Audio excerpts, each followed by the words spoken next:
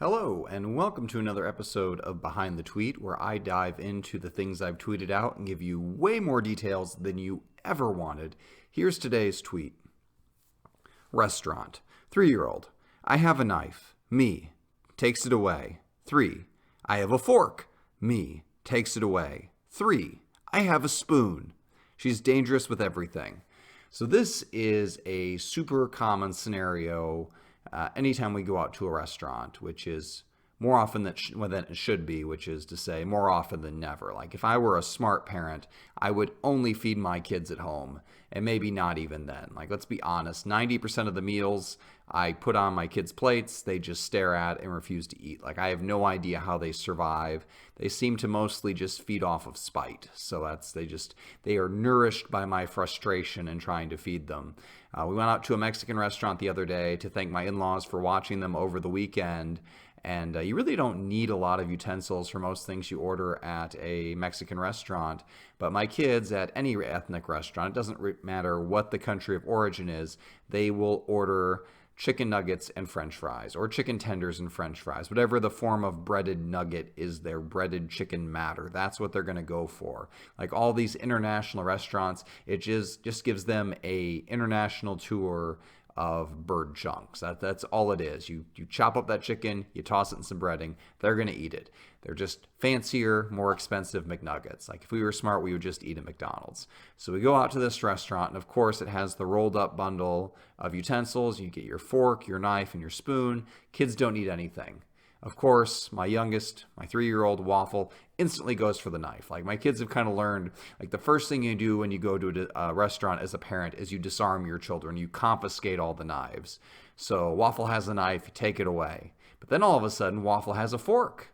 And she gets forks at home. They're plastic, not like plastic picnicware stuff, but the colored plastic that's kind of in between the little kids use, and she's holding it in a manner that says, I'm not necessarily going to eat my food, more like I'm going to stab someone. So I take that away.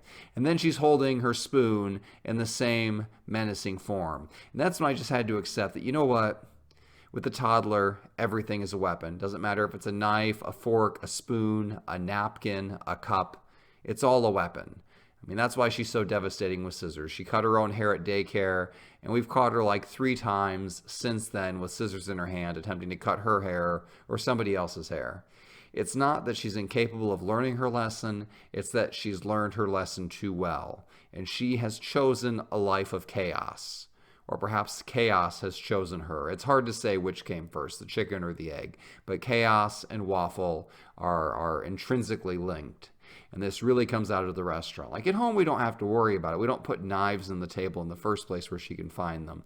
At the restaurant, though, they're right there. I mean, even a butter knife could be devastating in her hands. Really, the holy trinity for a toddler of destructive elements. You got knives, you got scissors, you got permanent markers. And at various times, we've had trouble with Waffle with all 3. Being a parent is kind of like being a prison warden. You've really got to frisk your kids down constantly to make sure they're not carrying some weapon of mass destruction around. And yes, in their hands, scissors and knives and markers are really weapons of mass destruction. There's no limit to the number of things they can deface. I should add pencils to that list too. Waffle's very fond of drawing over the walls with pencil, and it doesn't really erase that well off of a wall. I should really just be grateful she hasn't started taking knives and carving in the wall, like it's some kind of tree where you're going to carve a heart, except, it's my drywall and is not going to grow back. So maybe one of these days I'll learn my lesson. We'll stop going out to restaurants. And maybe I'll just stop making them food here. I'll just let them feed off of my frustration like they so desperately want to. And that'll save me on food, and maybe it'll prevent a few stab wounds. And that would be best for everybody. That's good parenting, almost. At least it'll cut down on the blood loss. Anyway, that's the story behind that tweet. Hit that subscribe button. I try to put these out every day. Those of you who subscribe to my email newsletter, I had some complications this weekend, so I had to take a few days off. But I am back, and I'm going to try to keep putting these things out. Anyway, catch you next time.